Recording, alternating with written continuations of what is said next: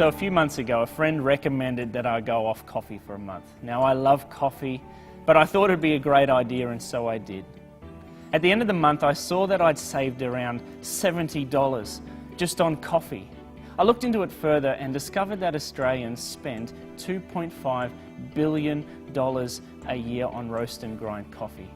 Australians have one of the largest disposable incomes in the world. We spend around $2 billion a year on chocolate, $5.7 billion a year on buying digital goods, $14 billion a year on clothes and fashion, $36 billion a year on dining out, not including takeaways, and $60 billion a year on personal care products.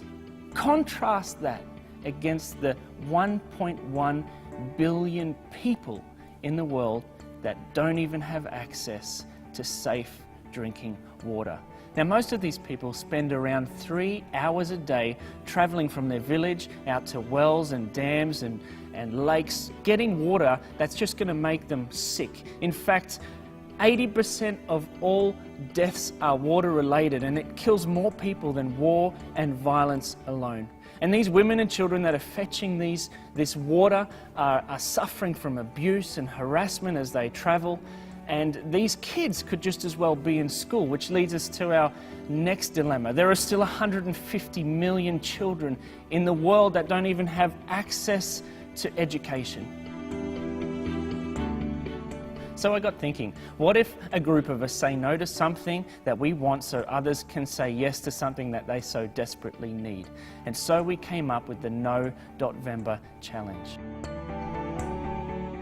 And here's the challenge. For the month of November, put aside a week, 2 weeks, 3 weeks, or even a month where you're going to say no to something you want. Then you take that money, you put that money aside to go towards clean and safe water projects and education in these third world and developing countries. Now, for some of you, it might be that you give up coffee, or dining out, or buying lunches, or buying a DVD, or buying makeup, or buying something that you want across the month. In fact, you might even decide to take your bike to work instead of putting fuel in your car, and you take that money and you put it aside. Whatever you do, it will make a world of difference as we provide wells for water and education through our strategic partners in these third world and developing countries. So get thinking now. What will you say no to so that others can say yes to clean water and education?